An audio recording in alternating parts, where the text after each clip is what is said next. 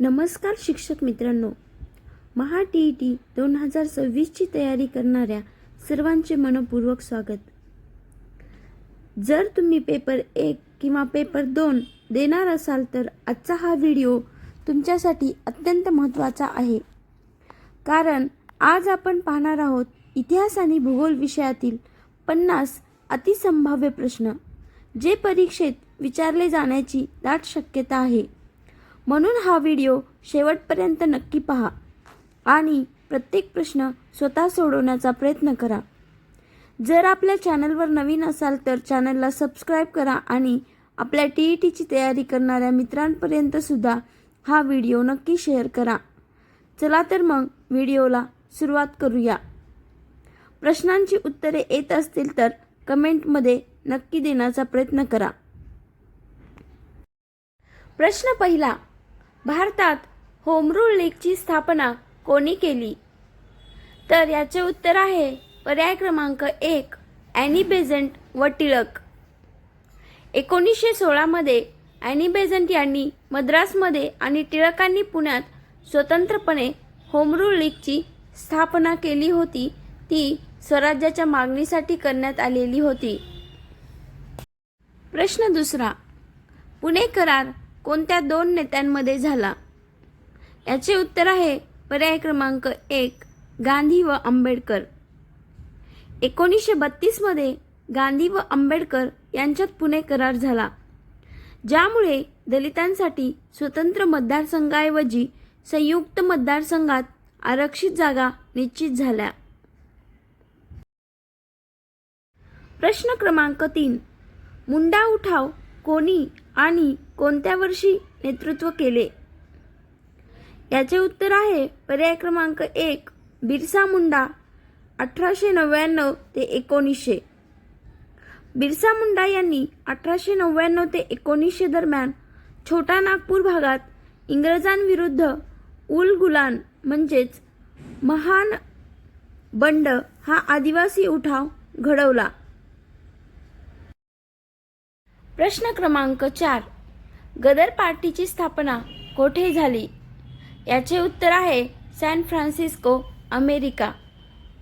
1913 मध्ये लाला हरदयाळ यांच्या पुढाकाराने सॅन फ्रान्सिस्कोमध्ये भारतीय स्थलांतरितांनी गदर पार्टीची स्थापना केली. प्रश्न क्रमांक 5, मराठ्यांच्या चौथाई व सरदेशमुखी कराराचा संबंध कोणत्या व्यवस्थेशी होता? याचे उत्तर आहे पर्याय क्रमांक 1, स्वराज्याच्या उत्पन्न व्यवस्थेशी. चौथाई म्हणजे 24% व सरदेशमुखी 10% हे शिवाजी महाराजांनी सुरू केलेले कर मराठा स्वराज्याच्या महसूल व्यवस्थेचा महत्त्वाचा भाग होते. प्रश्न क्रमांक 6, वायव्य सरहद्द प्रांतातील सरहद्द गांधी म्हणून कोणाला ओळखले जाते? याचे उत्तर आहे खान अब्दुल गफार खान. खान अब्दुल गफार खान यांनी अहिंसक मार्गाने पठाणांमध्ये स्वातंत्र्य लढा चालवला, म्हणून त्यांना सरहद्द गांधी म्हटले जाते. पुढचा प्रश्न, भारतातील पहिली गिरणी कामगार संघटना कोणी स्थापन केली? याचे उत्तर आहे नारायण मेघाजी लोखंडे. नारायण मेघाजी लोखंडे यांनी 1884 मध्ये मुंबईत बॉम्बे मिल हँड्स असोसिएशन स्थापन करून कामगार चळवळीची सुरुवात केली. व्हिडिओ आवडत असेल तर लाईक करा आणि TETची तयारी करणाऱ्या मित्रांसोबत शेअर करा. पुढील प्रश्न, 1946च्या मंत्रिमंडळ शिष्टमंडळ म्हणजेच कॅबिनेट मिशन योजनेत कोणत्या रचनेचा प्रस्ताव होता? खूप इम्पॉर्टंट प्रश्न आहे. याचे उत्तर आहे त्रिस्तरीय संघराज्य रचना. कॅबिनेट मिशनने केंद्र, गट व प्रांत अशा त्रिस्तरीय रचनेचा प्रस्ताव मांडला, ज्यामुळे फाळणी टाळण्याचा प्रयत्न झाला. प्रश्न क्रमांक 9, छत्रपती शिवाजी महाराजांनी अष्टप्रधानमंडळात न्यायाधीश हे पद कोणासाठी होते? प्रश्न महत्त्वाचा आहे. यावरती एक तरी प्रश्न विचारण्यात येतच असतो. याचे उत्तर आहे न्यायदानाचे कार्य पाहणाऱ्यांसाठी. अष्टप्रधानमंडळातील न्यायाधीश हे पद राज्यातील दिवाणी व फौजदारी न्यायदानाची जबाबदारी सांभाळत असे. प्रश्न क्रमांक 10. 1929च्या लाहोर अधिवेशनात कोणता ठराव मंजूर झाला? हा सुद्धा प्रश्न खूप महत्त्वाचा आहे. याचे उत्तर आहे पूर्ण स्वराज्याचा ठराव.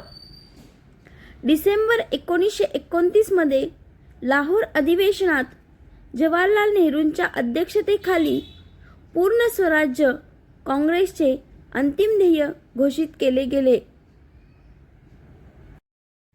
आतापर्यंत तुमचे किती प्रश्नांची उत्तरे बरोबर आली ते कमेंटमध्ये नक्की लिहा.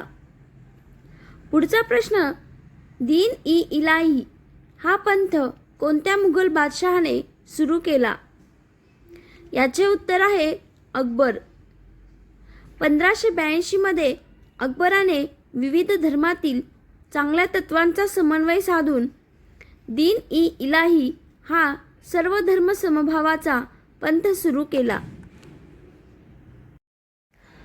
चंपारण्य सत्याग्रह कोणत्या प्रश्नांशी संबंधित होता?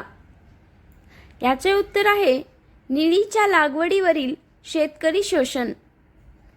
1917 मध्ये गांधीजींनी बिहारमधील चंपारण्य येथे निळीची सक्तीची लागवड करणाऱ्या निळी मळेवाल्यांच्या शोषणाविरुद्ध सत्याग्रह केला. खूप महत्त्वाचे प्रश्न घेत आहोत, त्यामुळे व्हिडिओ कोणीही स्किप करू नका. सर्व प्रश्न हे अति संभाव्य प्रश्न आहेत. प्रश्न क्रमांक 13. मराठा साम्राज्यात हुजुरात पथक म्हणजे काय?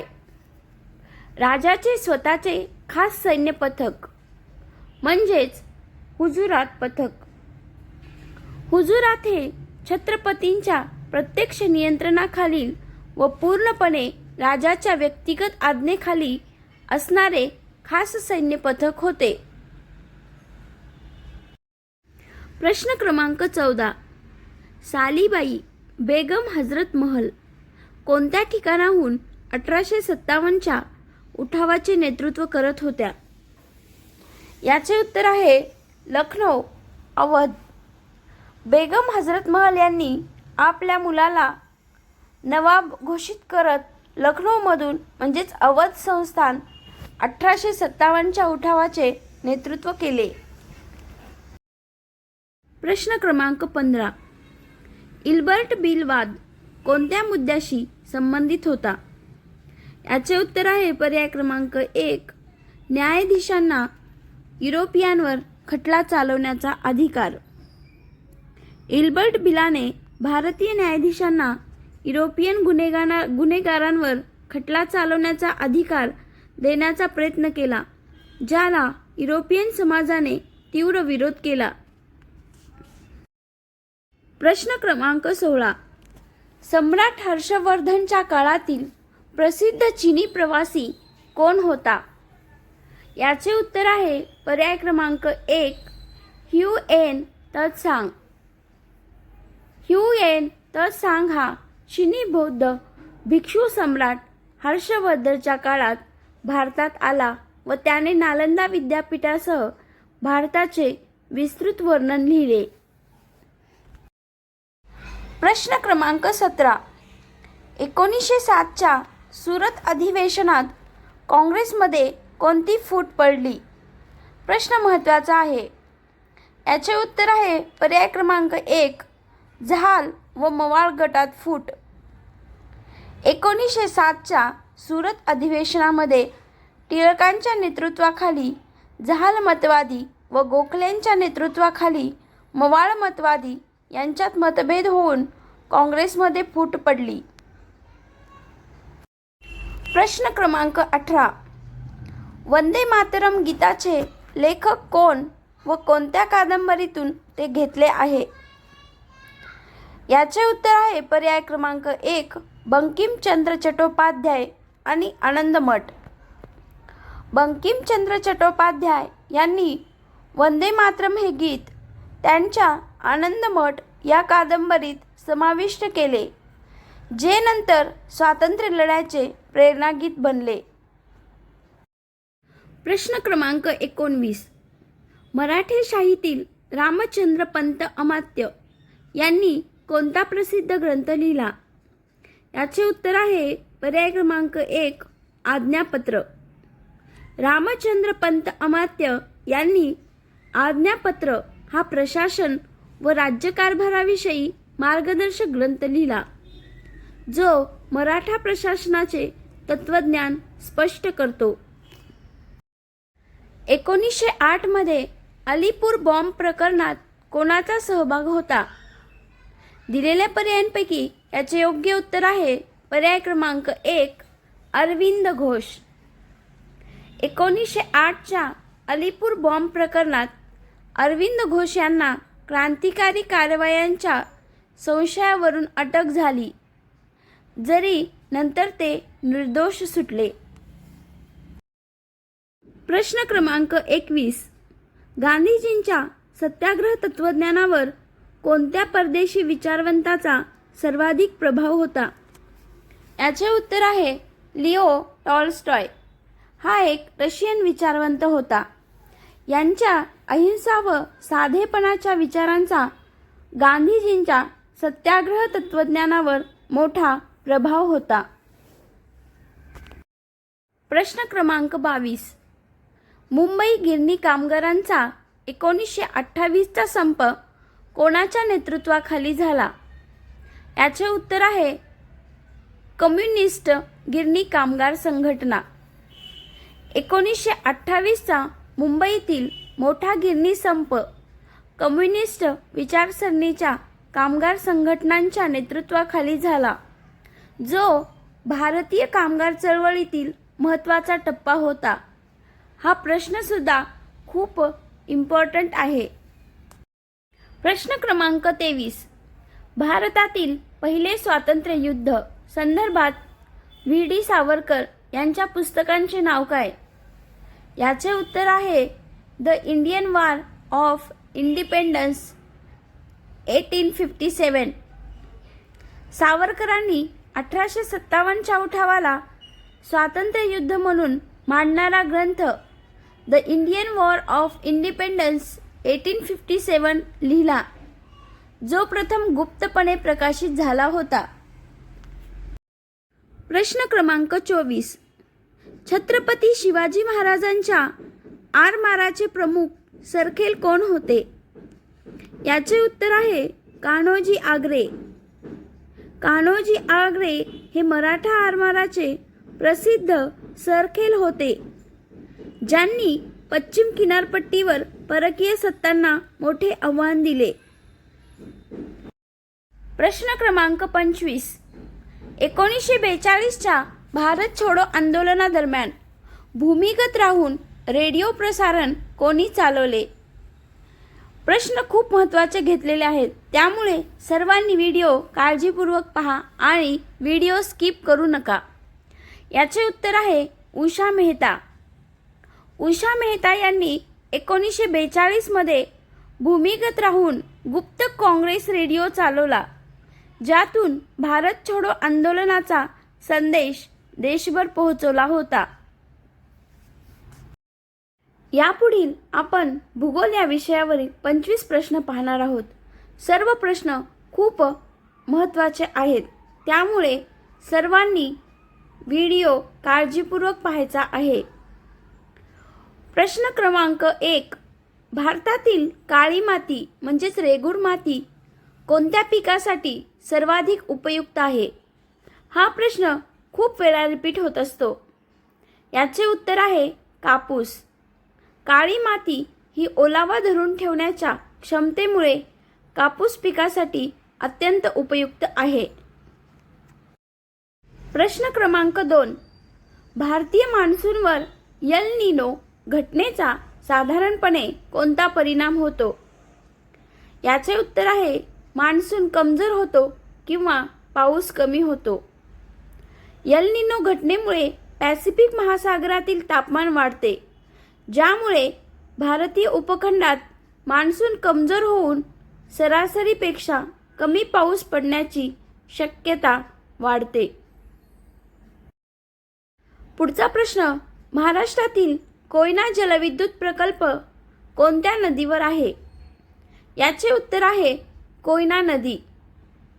कोयना जलविद्युत प्रकल्प हा सातारा जिल्ह्यातील कोयना नदीवर बांधलेला असून महाराष्ट्रातील सर्वात मोठा जलविद्युत प्रकल्प आहे.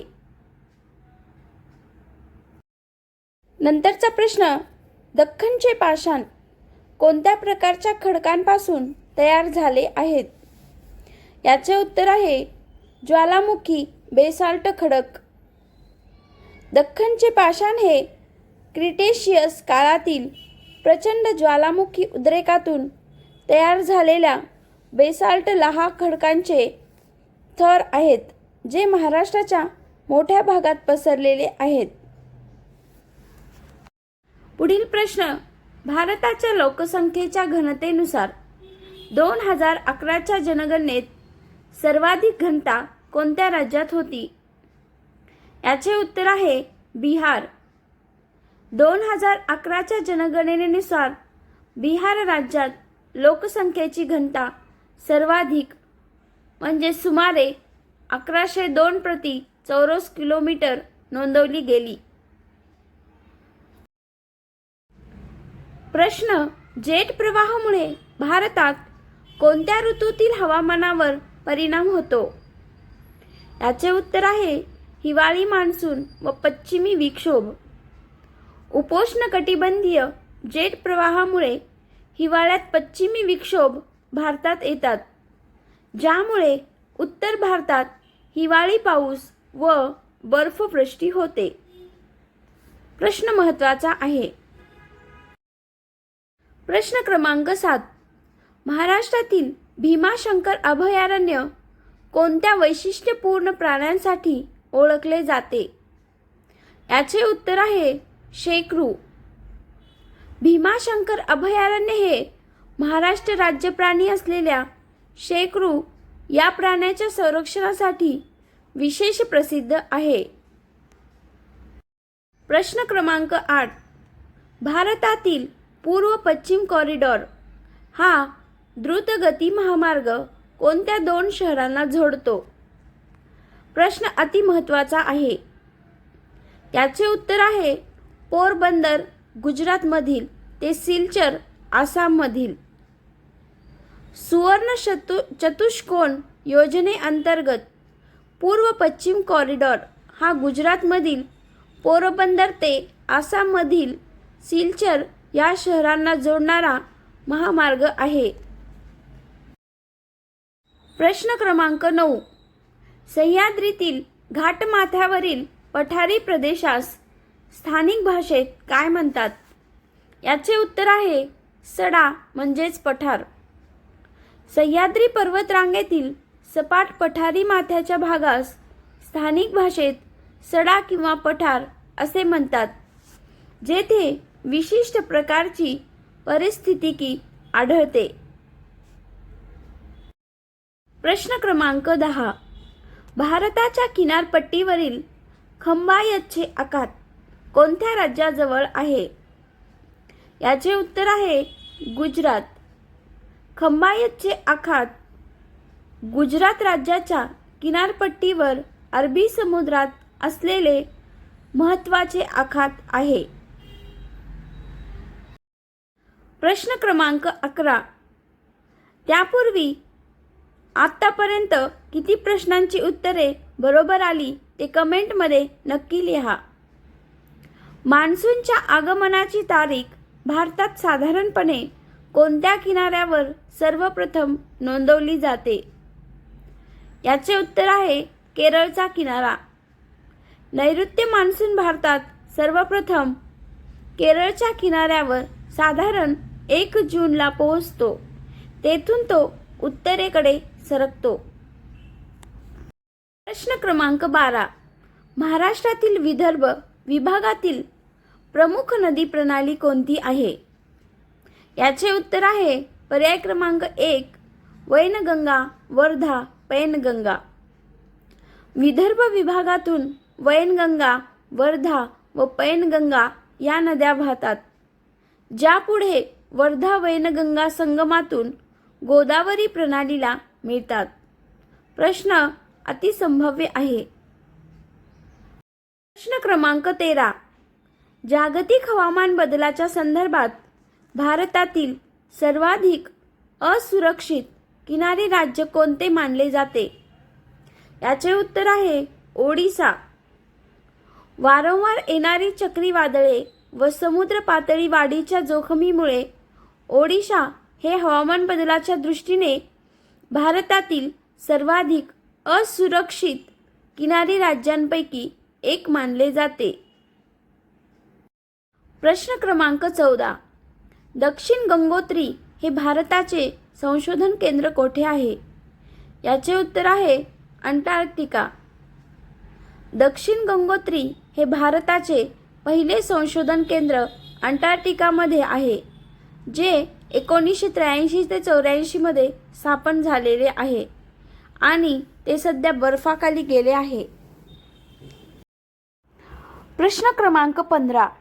महाराष्ट्रातील कोणता प्रदेश कापसाचे कोठार म्हणून ओळखला जातो? याचे उत्तर आहे विदर्भ, विशेषतः खानदेश व विदर्भ पट्टा. काळ्या मातीचा प्रदेश व अनुकूल हवामानामुळे विदर्भ व खानदेश भाग कापसाच्या मोठ्या उत्पादनासाठी कापसाचे कोठार म्हणून ओळखला जातो. प्रश्न क्रमांक 16. भारतातील नदी जोड प्रकल्पाअंतर्गत केन-बेतवा जोड प्रकल्प कोणत्या राज्याशी संबंधित आहे? याचे उत्तर आहे मध्य प्रदेश व उत्तर प्रदेश. केन-बेतवा नदी जोड प्रकल्प हा मध्य प्रदेश व उत्तर प्रदेश या राज्यातील पाणी समस्या सोडवण्यासाठी राबवला जाणारा भारतातील पहिला नदी जोड प्रकल्प आहे. प्रश्न हा अतिसंभाव्य आहे आणि खूप महत्त्वाचा आहे. प्रश्न क्रमांक 17. पॉइंट कॅलिमेर हे पक्षी अभयारण्य कोणत्या राज्यात आहे? याचे उत्तर आहे तमिळनाडू. पॉइंट कॅलिमेर हे तमिळनाडूच्या किनारपट्टीवरील महत्त्वाचे स्थलांतरित पक्ष्यांचे अभयारण्य आहे, जे रामसर स्थळ म्हणूनही मानले जाते. प्रश्न क्रमांक 18. महाराष्ट्रातील कोणत्या जिल्ह्यात मनमाड हे महत्त्वाचे रेल्वे जंक्शन आहे? याचे उत्तर आहे पर्याय क्रमांक 1 नाशिक. मनमाड हे नाशिक जिल्ह्यातील एक महत्त्वाचे रेल्वे जंक्शन आहे, जे मध्य रेल्वेच्या मुंबई भुसावळ मार्गावर स्थित आहे. प्रश्न क्रमांक 19. टुंड्रा प्रकारचे हवामान भारतातील कोणत्या भागात आढळते? याचे उत्तर आहे हिमालयातील अतिउच्च भाग. हिमालयाच्या अतिउच्च बर्फाच्छादित भागात टुंड्रा सदृश थंड व शुष्क हवामान आढळते, जेथे वनस्पतींची वाढ खूप मर्यादित असते. प्रश्न क्रमांक 20. भारतातील सर्वाधिक मॅंगनीज उत्पादन कोणत्या राज्यात होते? याचे उत्तर आहे ओडिशा. ओडिशा हे भारतातील सर्वाधिक मॅंगनीज उत्पादन करणारे राज्य आहे. त्यानंतर महाराष्ट्र व नंतर मध्य प्रदेश यांचा क्रमांक येतो. किती प्रश्नांची उत्तरे बरोबर आली ते कमेंटमध्ये नक्की लिहा. प्रश्न क्रमांक 21. महाराष्ट्राच्या कोकण विभागातील जांभा माती कशासाठी प्रसिद्ध आहे? याचे उत्तर आहे आंबा व काजू लागवडीसाठी अनुकूल. कोकणातील जांभा माती ही आम्लधर्मी असून ती आंबा व काजू यांसारख्या फळझाडांच्या लागवडीसाठी विशेष अनुकूल मानली जाते. प्रश्न क्रमांक 22. इंटरट्रॉपिकल कन्व्हर्जन्स झोन चा संबंध कोणत्या हवामान प्रक्रियेशी आहे? याचे उत्तर आहे मान्सूनच्या निर्मितीशी. इंटरट्रॉपिकल कन्व्हर्जन्स झोन म्हणजेच ITCZ चे उन्हाळ्यात उत्तरेकडे स्थलांतर होणे हे भारतीय नैऋत्य मान्सूनच्या निर्मितीमागील एक प्रमुख वातावरणीय कारण मानले जाते. प्रश्न क्रमांक 23. भारतातील सुंदरबन हे जगातील सर्वात मोठे कोणत्या प्रकारचे वन आहे? याचे उत्तर आहे खाजन वन. पश्चिम बंगाल व बांगलादेशात पसरलेले सुंदरबन हे जगातील सर्वात मोठे खाजन वन आहे, जे रॉयल बेंगाल टायगरसाठीही प्रसिद्ध आहे. हे सुद्धा लक्षात ठेवा. प्रश्न क्रमांक 24. महाराष्ट्रातील गिरणा व पांझरा या नद्या कोणत्या मुख्य नदीच्या उपनद्या आहेत? याचे उत्तर आहे तापी.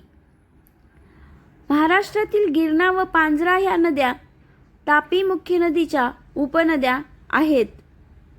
या नद्या खानदेश भागातून वाहत जाऊन तापी नदीला उपनद्या म्हणून मिळतात.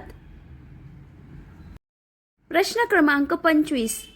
भारतातील पाल्क सामुद्रधुनी कोणत्या दोन भूभागांना विभागते? याचे उत्तर आहे भारत व श्रीलंका.